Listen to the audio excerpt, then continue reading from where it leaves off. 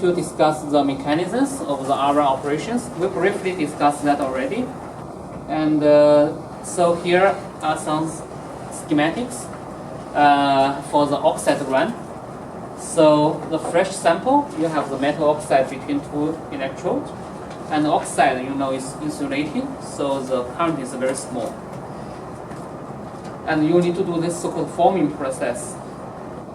So basically apply a large voltage to the top electrode, positive voltage. So the positive voltage, because the voltage is so large and this oxide is so thin, so the field is not enough to knock out the oxygen atom from the lattice.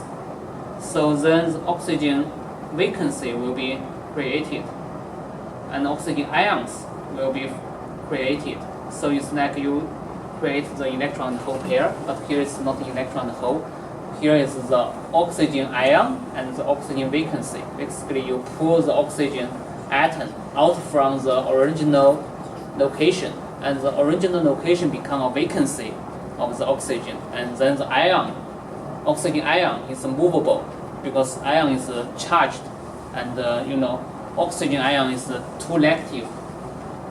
So this two reactive ion here, these yellow ones are the oxygen ion.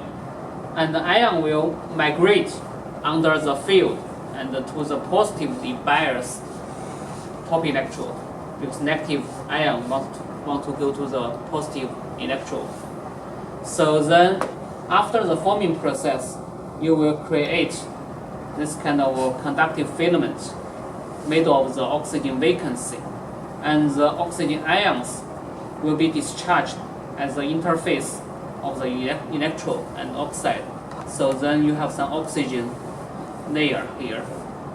So this is the no resonance state. And then the current can flow because electrons now can hop through those vacancies. Those vacancies are like traps. So the electrons can hop through, so the current can flow. Then in the reset process, we are going to reverse the voltage polarity, apply negative voltage to the top electrode. So negative voltage will drive the negative charged ion back from the interface. And then the ions will recombine with the oxygen vacancy. So as a result, so here this part of the bridge is recovered because the ion and the vacancy recombine. So then the conduction path is ruptured, and the electrons have to tunnel through this gap. So the current becomes very small, and you go to the high resonance state. And in the next cycle, you can recreate this filament by applying a smaller set voltage, because now you only need to create the filament like this distance instead of this one. So now the set voltage can be smaller than the forming voltage. This also explains why in the first time you need to have a larger voltage to trigger this process. Because initially you have to create the whole filament, but in later cycles you just need to create a partial filament.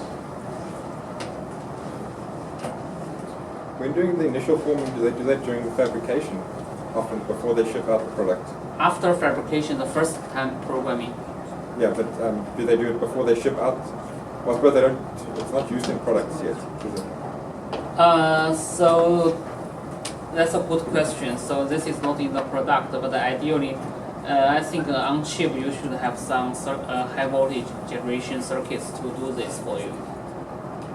Yeah, I don't know. This should be done by the foundry or should be done by the user.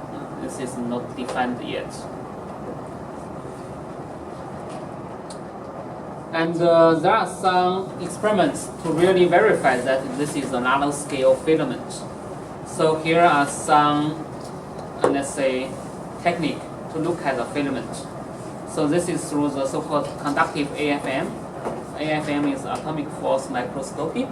So essentially you can scan the surface of the sample to check the conductance of the surface. So here is the device. I think this is from iMac. So after you do the set and reset, what they did is to peel off the top nitride. So you peel off the top nitride electrode, and then you expose the surface of your hafnium oxide to the AFM tip. So the tip, this is from the top view. This is top view. So this tip is going to scan over the surface of the device, and then the tip will detect which location will have the conductance. So here you can see the fresh sample. The red color means pico and there's no current everywhere. This is like insulating. And after the set process, you see here in this location, there's like nano and kind of current within this kind of 20-30 nanometer scale. So that means current flow in this region. And then after reset, so this filament disappear. This is from the top view. Okay. So this part you again reduce the current to like picoamp range. So the filament disappear. So this is from the top view. You scan the surface to locate where is the filament. And then this is another technique to look at the side view. You try to look at where is the filament from the side. And this is through this EOS technique. But this is not very effective because of the signal to noise ratio. So here you can only see from the elemental mapping, you can see some changes in this region from the side of the structure. And you see some change in the hafnium oxide.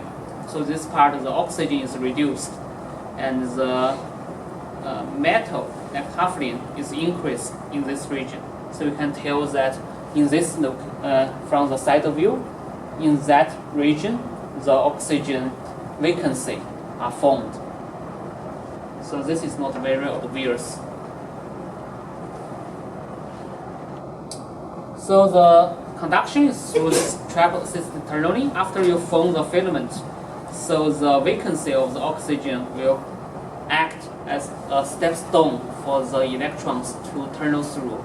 So essentially, this is the band diagram, and then electrons can tunnel through, and then through those traps, so you can have the conduction. And I think there are some researchers trying to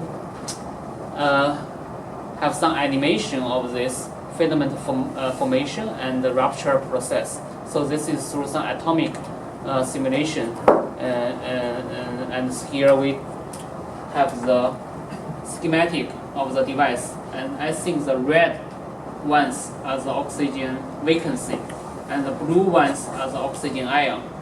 So after the forming process here, so we create a lot of oxygen vacancy and ion pairs, but most of the ion will accumulate at the interface, as we discussed earlier. So when you see the depth profile in this direction, you will see that here there's a peak of the oxygen ion at the interface between the electrode and the oxide in this location, which is here. So this is after the filament formation, and I will not go into the details, but from this paper they try to show the dynamics of the filament formation and rupture at different stages of the switching, like forming, reset, set, this kind of cycle. You can have the simulations to show where the oxygen ion go, where are the filament, where are the vacancies generated. So this is a simulation. Of course, we don't know if, in the device, it really happens like this or not. But at least from the simulations point of view, let's try to visualize what happened in the device.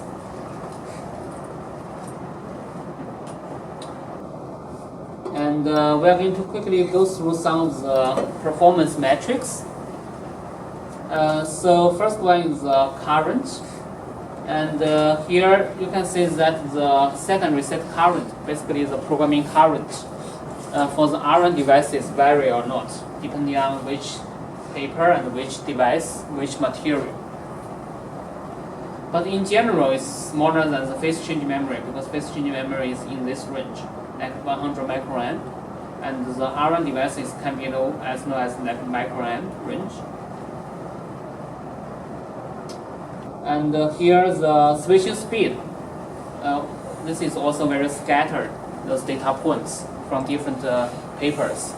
But overall, the speed is here, like tens of nanoseconds to 100 nanoseconds. So this is comparable with the DRAM in terms of the speed. And the set and reset voltage as function of the pulse width. So we see this kind of trade-off. If you want to operate faster to achieve this like tens of nanoseconds speed, you have to operate your voltage larger. So that's why you need like 2 volts, 3 volts to have this like a nanosecond switch. Since we do, like a lot of times what might happen is like we might require a larger voltage, we might require different times to form the filament based on how much residue is left, right? Yes. So if we have some minimum time set, can it be possible that we have a set or reset failure because we're not able to complete the filament if we estimate it wrongly? Yes, so that's a good question. So the residue of that filament, right? So if you have less residue, that means larger gap, you're going to have higher resistance. So basically the on-off ratio matters there. So if you reset harder using larger reset voltage, you are going to create a larger gap and a smaller residue. Then your resistance will be higher, right? But you need to pay more, let's say, energy to rupture that because your voltage is larger. So there are a lot of trade-offs. And here also it shows endurance versus programming current. So if you want to achieve like a good endurance, for example, there are some papers from Samsung, like 10 to 12 cycles, then you have to switch it every time at 100 microamp. So this is the trade-off. And here this is again the endurance versus pulse width. And the data are very scattered, but typically it's in this range between the DRAM and the NAND. So that's why it's suited for the storage class memory between the DRAM and NAND. And the data retention. So here, many of the papers couldn't satisfy the like 10 years 85 degree. Only some data in this range can satisfy the retention requirements. And again, one of the good data is from the Samsung paper here. And there's a trade-off between the programming current and the retention time. So to achieve good retention, again, from the Samsung paper, you need to operate the device using larger current. So basically, larger current, you are going to create stronger filament. Stronger filament, that means larger diameter of those filaments. So you can imagine that this stronger filament is hard to break over time. So that's why the retention is better.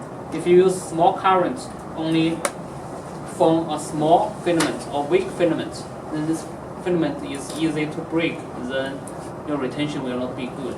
Especially at higher temperature, those atoms or vacancies tend to move around.